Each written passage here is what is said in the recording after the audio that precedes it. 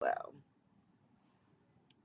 You can go on use your phone, or you could use your computer, your tablet, and answer the question. You can participate, sign in as a participant. It'll give you an option to sign in. You do not have to make an account and sign in, log in. You could just uh, sign in as a participant, and then the meeting code is in the chat, 130384. And then put a couple, 1, 2, 3 more words in to answer the question.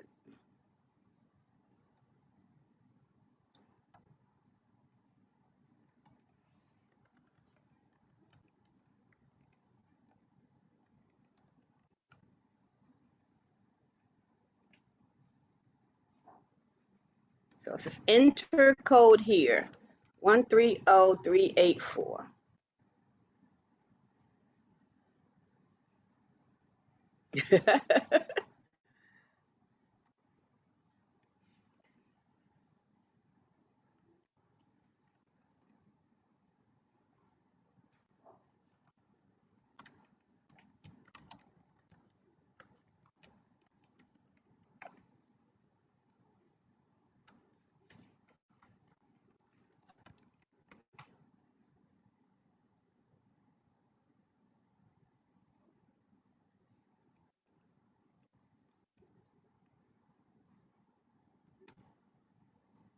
Okay, so have you all entered your words?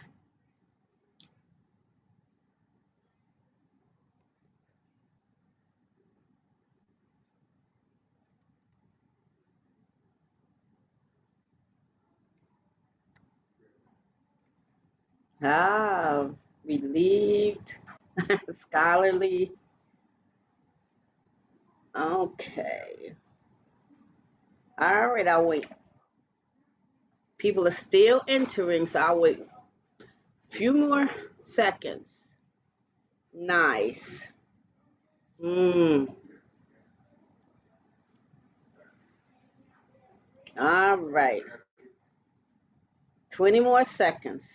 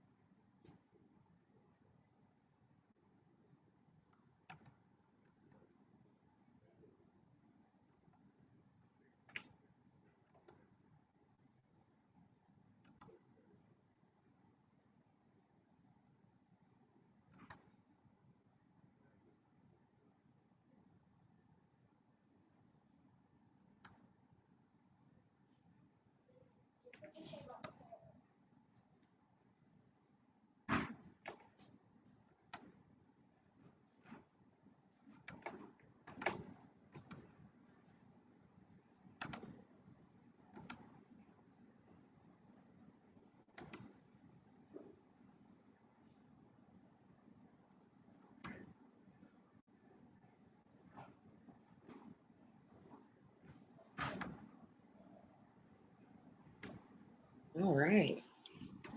Can you see the answers, Meya? Yes. Can you see? Okay, good.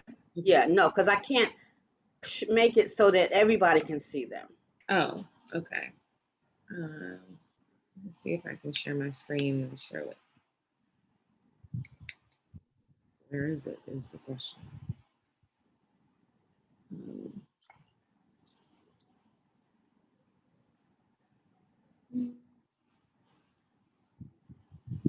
I think when you enter, you can see the entire screen. Is that not what you see?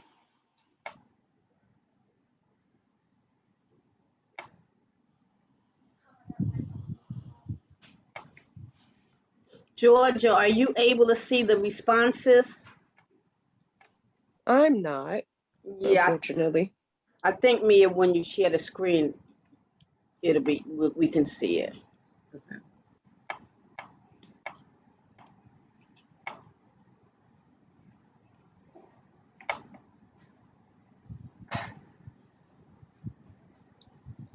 I have so many things up and apologize, but here it is. There. All right. So we, Ah, yes, Dr. Conway, can you explain what we're seeing? yes. So this is what you call a word cloud. It's becoming very popular in research. So different companies, Slido.com is only one, have this one happens to be a free platform where you can collect interactive real-time data, and share it with the program participants. And so the bigger the word, the more frequently that word was recorded. So the question was, how are you feeling today now that you have completed 3 weeks of the program? So more people are reporting feeling stressed, nervous, tired, relieved, a bit behind, and excited. Those are the most popular words from our group. And then the smaller words are just as valid responses, but they were not mentioned as many times. So people, somebody's feeling good, somebody green as a researcher, uh, something and tired. Irritated. Irritated and tired. Okay, so we have to do some self-care. Eager, pressured. Yeah, I think we all might be feeling a little pressured. Just fine, excited, great. So, the majority of the feelings are forward looking. You know, even if you're nervous, you're still looking forward to finishing.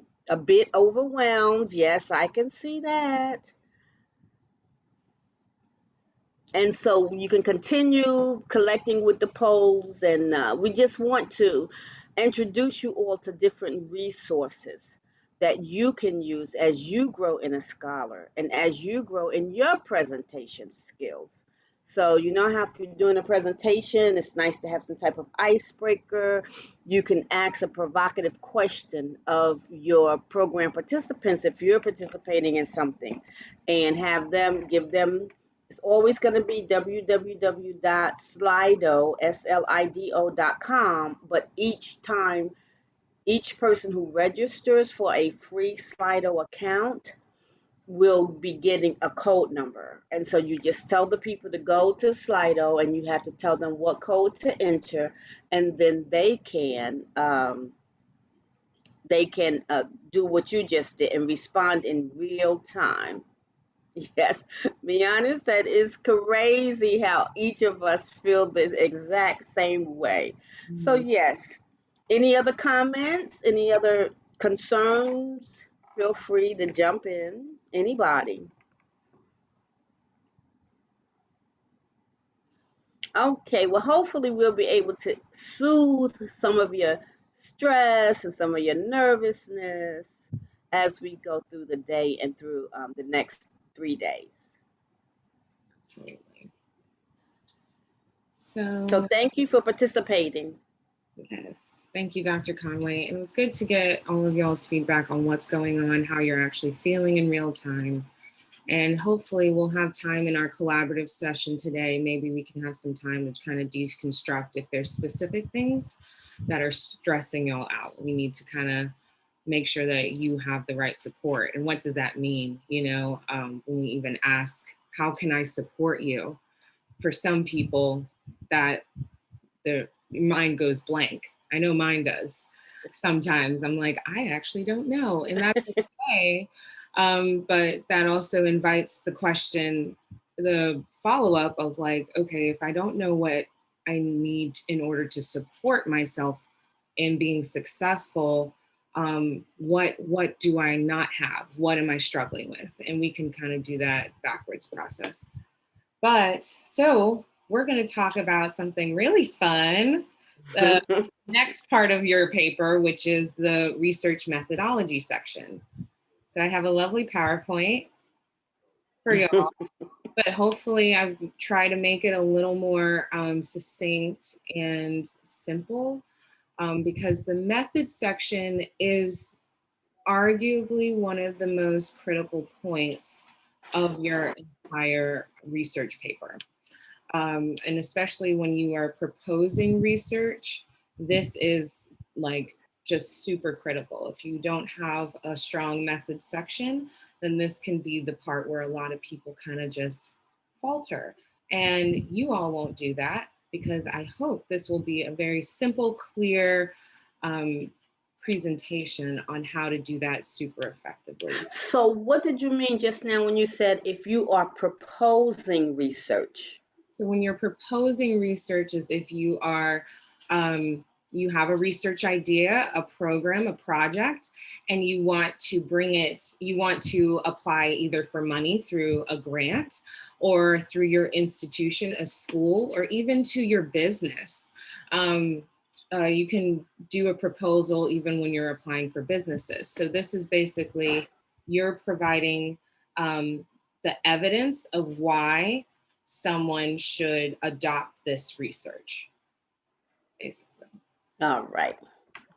So let me get this down, share a portion of the screen with y'all, and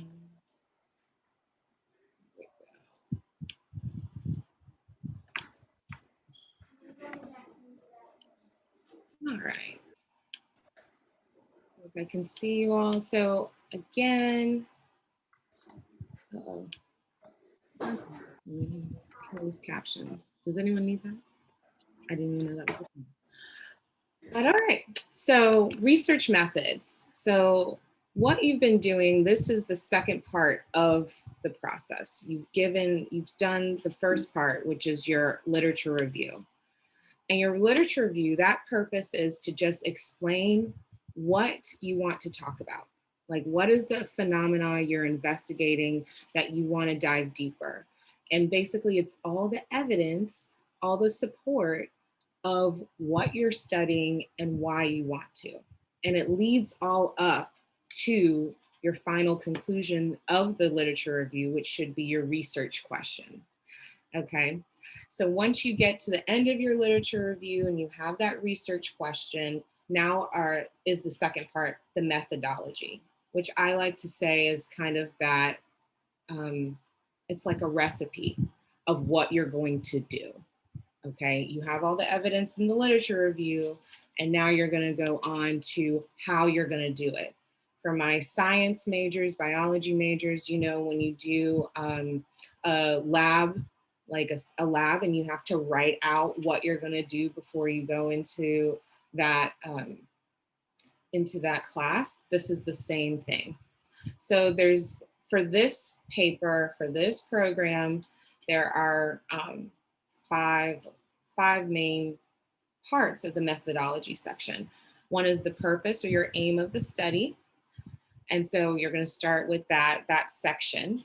Then you're going to have the research design and approaches, which is basically like the filter that you have in approaching this research. The research design kind of gives that template of how you're going to do this. And then you have your data collection, which includes the measures. What kind of data are you going to collect in this research? Then you're going to describe your participants and the procedures. So some general rules. If you are doing a proposal, just thinking like you're going to use future tense. So the researcher will. Future tense. If it's already been a study that you've done, that you've performed, then you use past tense. The researcher used blah, blah, blah, blah, blah. And remember, you're going to use APA 7th edition. And the most critical part of the method section that is why a lot of research doesn't get approved is because it doesn't align with the research question. So your research question is what guides the methodology section, okay? And you all have pretty like robust, really good research questions by now. So that's a good thing. So let me talk about this again in terms of making food, because I was hungry yesterday. So let's say the phenomena that we're studying, or that we're using this analogy to, is you have to go to a cookout and you have to make a dessert. So I'm like, okay, so your literature review is basically what dessert you're going to make and why. Well, let's do a peach cobbler because it is my favorite, and this is all the data that a lot of people like peach cobbler. So the first part of your methods section is explaining the purpose of the study, right? So what is the reason? I love this meme so much.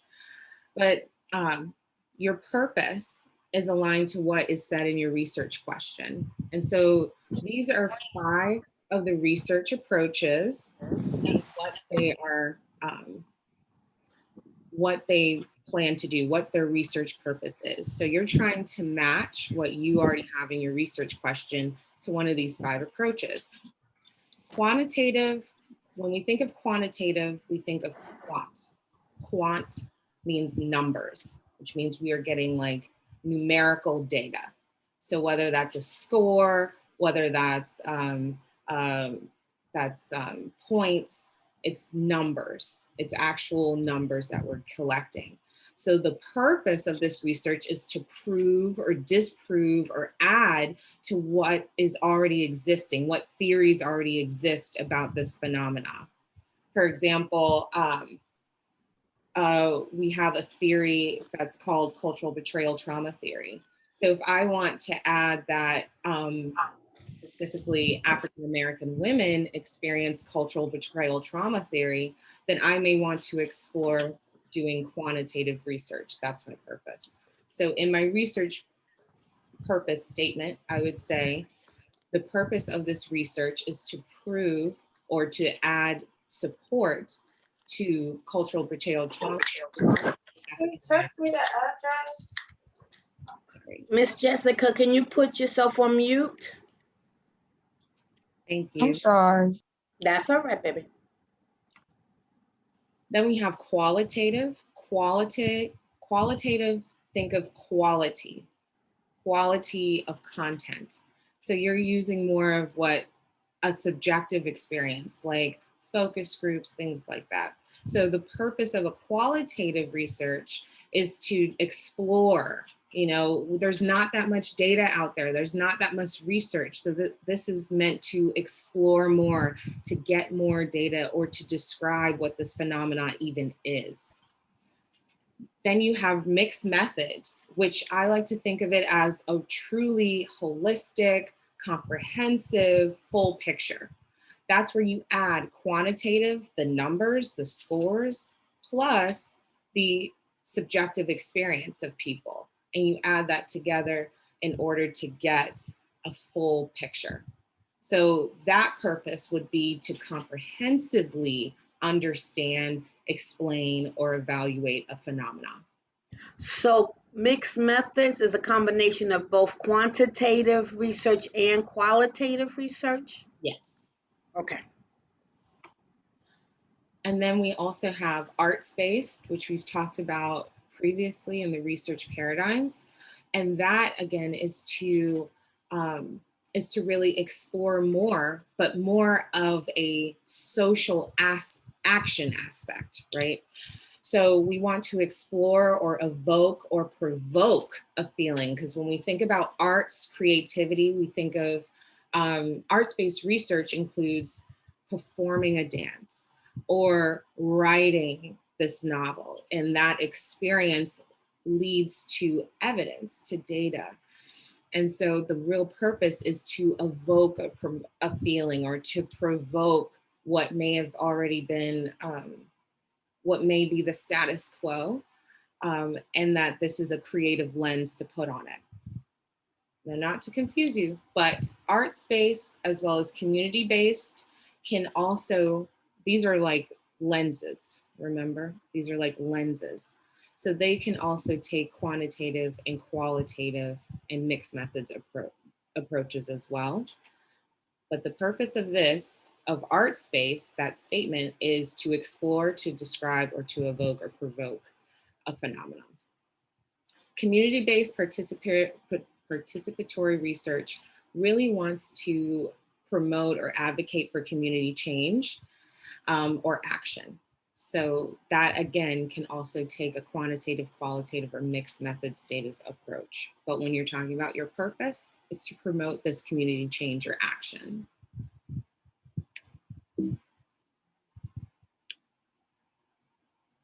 So I have some examples of research questions and how they're how a quantitative versus a qualitative or mixed methods question would be asked, and how that can be applied to the purpose statement. So this is your matching point. So you can take this slide, look at your research question, and then match it to the previous slide, that research purpose statement. When it says action question, that falls in line with arts-based research and community participatory research. So, okay, we're going to this analogy. So you've decided that you want to cook a peach cobbler, all right? So now you have to decide, like, how am I gonna cook it? Which recipe am I gonna use? So that's kind of the lens that you're approaching it. So that's where we have quantitative, quant, numbers. This could be, this kind of data or the approach would ask for you to get those scores, right? And you want to measure your variables or test variables in order to reveal, does this have an effect on this? Or does this cause this? Does homelessness have an effect on mental health? That would be, is that something that you can measure through a quantitative approach by using a survey? Or is that something you could use going to a qualitative approach, which is aimed at getting that subjective experience on really looking at how can you generate meaning from someone's spoken experience. Mixed methods, again, that's integrating both quantitative and qualitative. And as we explained before, arts-based was addressing that social change. And the main procedure is through those creative outlets. So whether it's literary writing, whether it's a documentary, whether it's a podcast, whether it's focus groups, not focus groups, excuse me, whether that's a performance, that's how you'll cook this meal. And then community-based is different because it's more of a collaborative approach.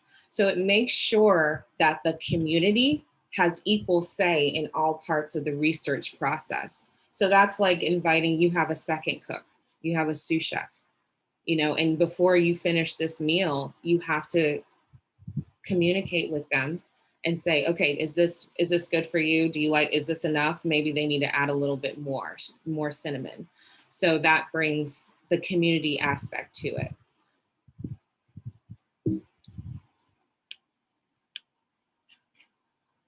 Okay, so now data collection, what kind of data you're going to collect. I've already kind of touched on this, but based on the research design that you choose, quantitative data, what data you'll collect, it will have a very step-by-step procedural process, right? It's an experiment most of the times, but it can also include non-experimental, such as surveys, questionnaires, the feedback surveys that we're sending you all, those are surveys. So they're a non-experimental design. It's quantitative data. And so it's the score, think of it as like step by step, okay? Qualitative data, that's just explaining, that's when you have like the paragraphs of the recipe that just tells you, okay, so you're gonna start with adding this amount of flour and cutting up the peaches and doing this. So it's more about the narrative, okay? You can also use case studies, and I can provide y'all an example of a good case study. And then the mixed methods research, again, that's involving both. That's both steps, okay?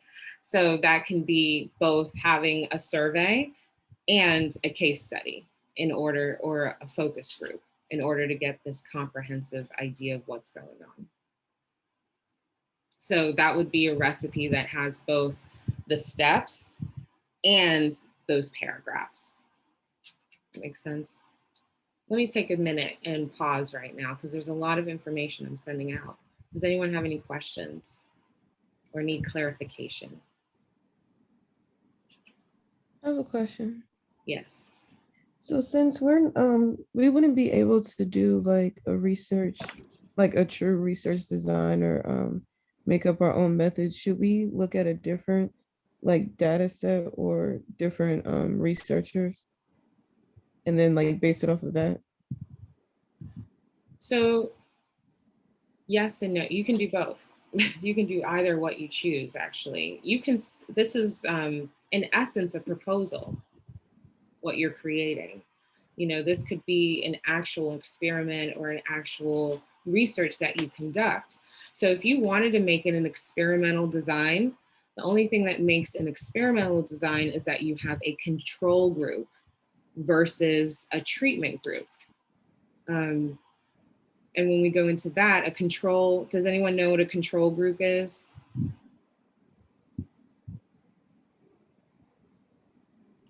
So it doesn't receive the treatment. So let's say I want to measure, I am looking at, does homelessness have an effect on mental health? Okay, and I want to actually do this as an experimental design.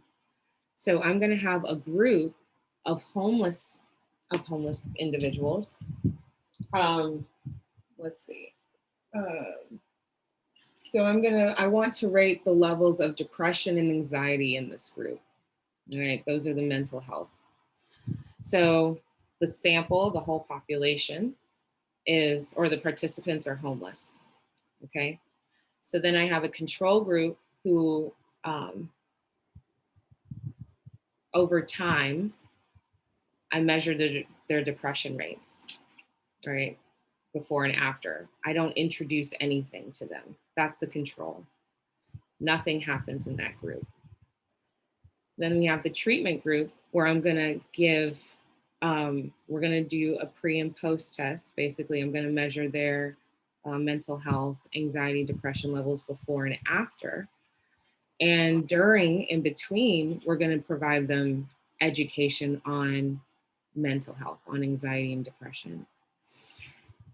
At the end of the experiment, we're gonna measure between those two groups, is there a difference in the levels of mental health between these two groups? That's an experiment. Does anyone have a comment?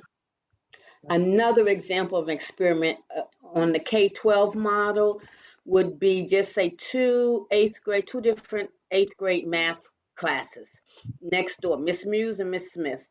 And so neither of these classes can pass the standards of learning, the SOL high stakes test. And so an experimental design could be, and this is overly simplified, but just to give you an idea, Miss Muse's students would get what do you call when the Trojans go after school and what's the word? It begins with a T. The tutoring? Tutoring. Thank you. So Miss Muse's class would have Trojans come in 3 days a week for an hour after school and tutor her eighth grade math students. So that's the treatment, the tutoring. But Miss Smith's class next door, they cannot pass the math SOLs either, but they don't get a treatment. That's the control group.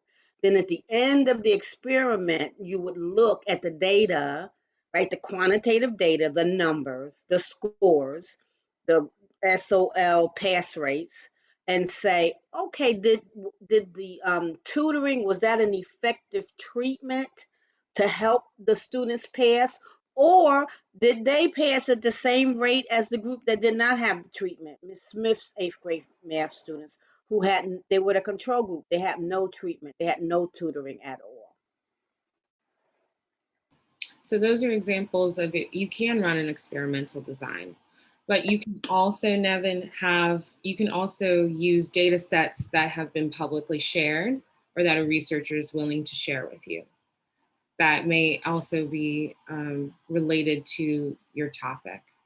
So you can do either. It's what you choose. Okay, thank you. Any other questions before we move on? Yes, I had a question for the scholars. Has anyone started their presentations yet? This is coming from a scholar, by the way. I started my PowerPoint slides, but I'm not anywhere close to finished. Same as Me Ayana. neither. It's just a lot of stuff that is, I would say, like, not due, but like, you know, it's like, I don't know how to explain it. Like the presentation is just did not get started yet. Yeah, same. I'm still trying to figure out what I'm going to put in my presentation. Thanks for being open, guys. I appreciate it. And hopefully the collaborative session today with Dr. DL, you can talk more about the slides and how you want to present. Okay. So going on with this, the methodology, now you want to also explain what you're going to measure your data. How are you going to measure your data? And so this is like the tools you use in order to cook and bake. Make sure that with each measure, you include the reliability and the validity of that measure.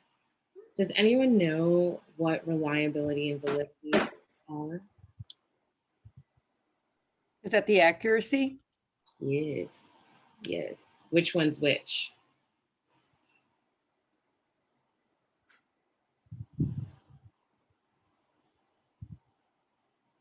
So when we talk about, I love using this, this picture, because when we talk about being valid, that's kind of that accuracy. Basically, does this measure what it's supposed to measure?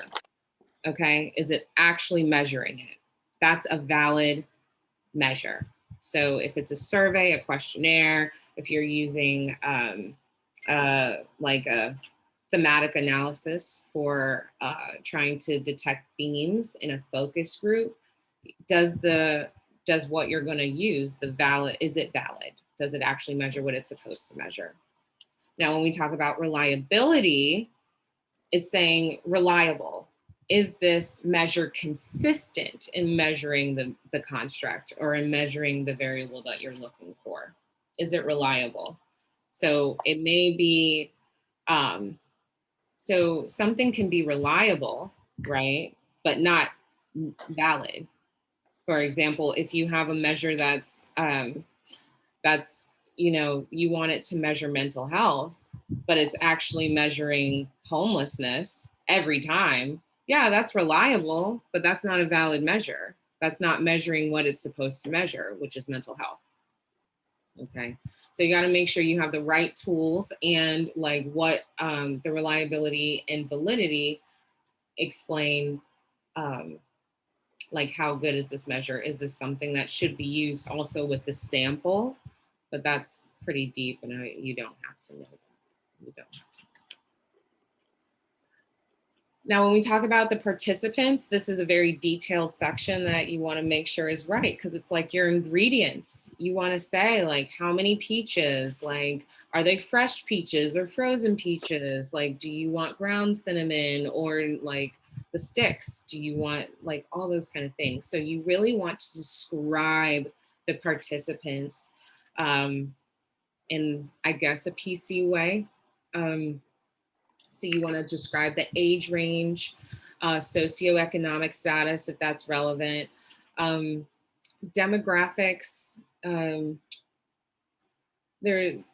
Demographics basically is what you want to get, all that relevant info. If their cultural identity is important, put that in there. If you're going to use groups like that experimental design, describe the groups, how you're going to separate the groups. And for it to be a true experiment, it has to be random assignment or random sampling, which means that, you know, you just randomly assign the sample to different groups and not like you're just targeting, okay, like these people are going to go in A, because then that's going to skew the data and that makes for not a true experiment. Randomization is important in the sampling process. So your participants are like your ingredients. Describe them well, because if you don't have all that, it kind of it can skew the entire research or the entire recipe. And then when you talk about the procedure, that's what are you going to do? Like, how will you cook the recipe? How will you perform the study? Describe the what as well. So that's just like when you do in science class, write out all your instructions, how you're going to conduct the study, from sampling the participants to how you're assigning the participants, to where will the study be conducted, when will the study be conducted, and the roles. If you have people who are, if you have like research assistants that are helping out with this, I'm mentioning the research assistants. Dr. Conway, do you have a comment? I think you're doing a great job, and I just encourage the students to ask questions. Don't hesitate to ask questions because it could be confusing. Mm-hmm. Yes. Okay, so yes, I had a question about the outlines for the assignments. What was that? Because I was kind of confused. The outlines for the assignments, can you be more specific?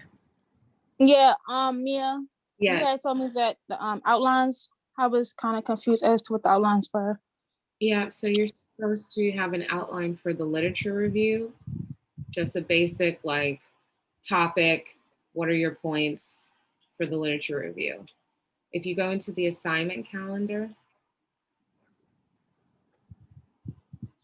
Okay, so that's just like, It's just like okay. just a basic outline. What points, just so that we can see the structure of your organization for the lit review. How does this flow? Right. Okay. Okay. So I know at one point we talked about putting up an exemplar for the literature review. Has that happened yet? Yeah, it was uploaded last week, I believe, an email. Oh, Okay, sorry. good. I'm not sure. All right, very good. Mm-hmm. All right. And then you want to talk about your limitations. And, you know, this is something some people can do without, some people can do with. But think about it as adding that ice cream on top. Like, you need to talk about the limits to your study. So what can go wrong? And explain how will you protect against that? And that's just just a little blurb, a couple sentences on what could go wrong in this study. And that's kind of hard to think about, but definitely rely on your mentors about trying to get that through, because of course you've been thinking like how all of this can work, right? We don't really want to think about what could go wrong, but we have to, because that just adds to how strong our research is. And things do go wrong that we don't know about until we're in it. And then a way that we can also offset the limits that we have or anything that could go wrong is by adding the ethics piece, an ethics statement. And I think it's included in the methods template. So when we talk about ethics of research, it's really important, especially for communities that have been marginalized, that we have these parts. So when you're doing research, especially with human subjects, with human people, you want to have an informed consent form. So basically talk about how you're going to provide them informed consent, that they agree to participate and that they are fully aware of the risk of this research. Will this cause potential harm to the participant? As well as confidentiality. How are you going to keep the participants who engage in your study private? Because we gotta, people are giving really sensitive data. You're giving like your age, your birth, like all this stuff. Like, how are you gonna protect them? And that's what ethics is about. It's about protecting the participant. So you want to talk about how you're going to maintain confidentiality. An example of that is translating or saying, okay, so all participants will be coded with a number that only the participant and the researcher know. And the researcher can't tie that back to the person. They will delete the name after getting the research code or the data code for that participant. So, and then you have to also explain how you're going to store the data. I think on average, it's about 7 years that you can store data. But say, how are you going to protect the data? Are you going to keep it on a hard drive? Who has access to the hard drive? Are you going to keep it in a cloud? And what are the limits or potential issues with storing it with the cloud? You know, there's data leaks happen all the time. So choose where you're going to store the data wisely. And just in case anything happens, are you going to have an encrypted hard drive? That's one of the better, more preferred methods, is to have an encrypted hard drive. That who has access to that. So explain all that in the ethics statement and you're good to go. All right, so I'm at the end. We were gonna do breakout sessions, but starting a little bit late, I can put this PowerPoint in the handbook so that you all have a guide on how to write your methods section. And there's also a methods template. But I want to stop right here and say if there's any questions. And Dr. Conway, do you have anything to add as well? Or Dr. Farhat. Dr. Farhat, do you have anything to add? Can you? I'm sorry. Yes, I'm sorry, No. Dr. Conway. Can you hear me? Yes. We were just saying, did you have anything to add? So in terms of the methodology, research methodology, can you guys hear me well? Yes. Sorry. So I just want you to think about, like, before, you know, like if you want to do a quantitative study, think about whether or not it's feasible within the budget and the resources that you have. Is it feasible for you to conduct an experiment? For instance, if you want to introduce a new treatment, is this possible? Is this allowable? And is it going to be possible for you to collect the data as well at the same time? And if not, it's very likely that you might be able to find online like many resources for data sets that already collected online, or certain experiments that has been conducted. You may be able to use this. So this is one suggestion in terms of you want to consider a quantitative methodology. Thank you, Dr. Farhat. Dr. Conway, we can't hear you. Thank you. So the scholars are going as far as writing their literature review. So isn't the methodology like beyond the literature review? Like, what's the connection? What connection do they need to make between the methodology and the literature review? Does the methodology, does the literature review mention the methodology? That's a good point, Dr. Conway, right? Because the way you can view this is the methodology comes after the literature review, right? Or maybe Yes. more under the design of the study, right? How are you Yes. going to actually conduct the study? Are you going to design a survey, right? Or are you going to actually do an experiment? Or are you going to conduct interviews? Correct. So, and I think that this might be important to focus on, like, what is the difference between, because these are two separate things, right? The literature review is something, and how are you going to conduct the study is something else.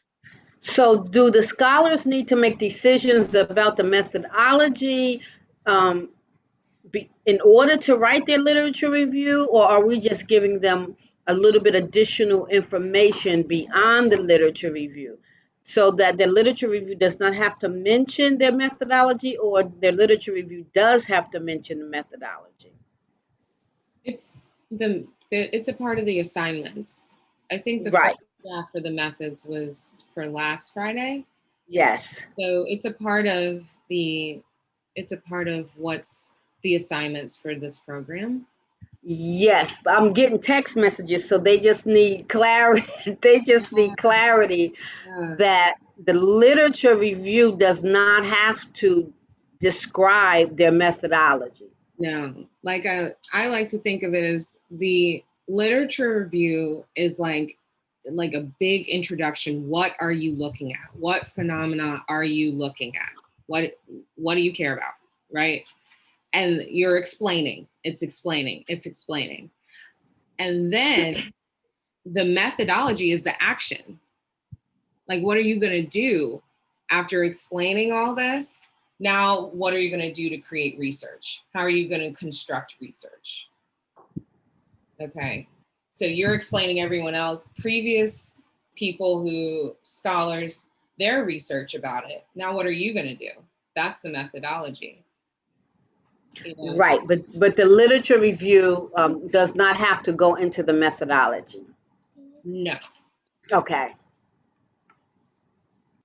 it's a separate section. So I have a question.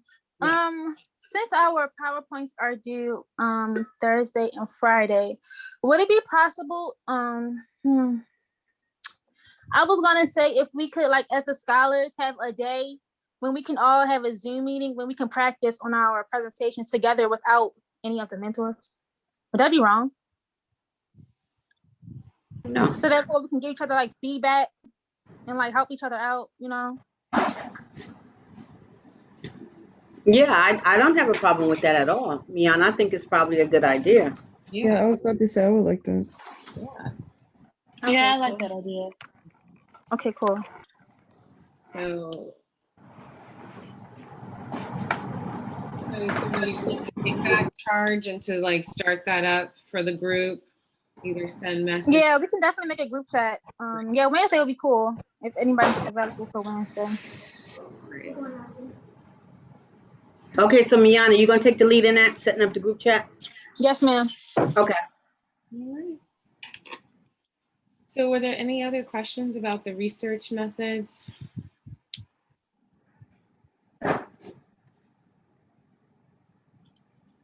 Everyone's putting their number in the chat. Great, great. Let me stop share. That's great.